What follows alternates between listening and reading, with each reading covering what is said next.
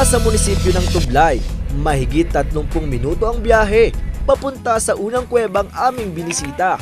Ito ang Obok Cave na sa salitang Tagalog ay walang hanggang papasok na kuweba. Pero bago pumasok sa kuweba, kinakailangan munang manalangin ng grupo para walang mapahamak. Para kami kaamuni, nakabato kami kanta. Matapos ang panalangin, diretso na ang grupo sa loob. Paalala sa mga mahilig mag-adventure sa mga kuweba, huwag papasok ng walang kasamang tour guide at dapat magdala ng flashlight. Pagbaba ka, naka-lean-back kang ganito para mailak yung paa mo sa bato na. Kailangang mag-rappelling pababa pagpasok sa kuweba.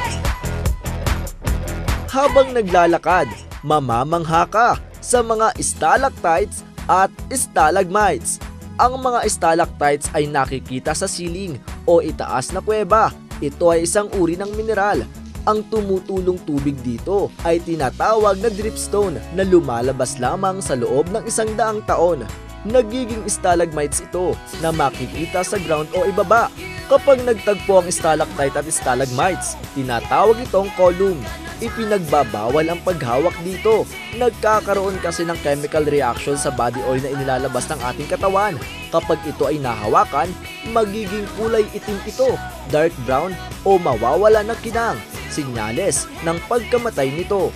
Nagbibigay kami ng konting briefing kung paano sila papasok o anong dapat gawin dito sa loob ng cave, sir.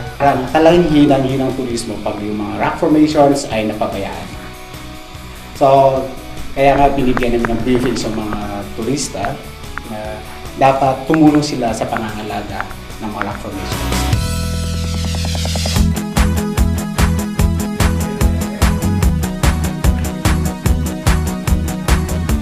So itong ikalawang kuweba na ating papasukin ay makasaysayan para sa Barangay Ambongdolan, Tublay, Benguet dahil sinasabing dito raw nagtago ang Secretary General ni Emilio Aguinaldo na si Pedro Paterno noong digmaan ng Kastila at Pilipino. Pero medyo masikip din yung pagpasok dito kaya kinakailangan ulit nating gumapang papasok doon sa loob ng kuweba.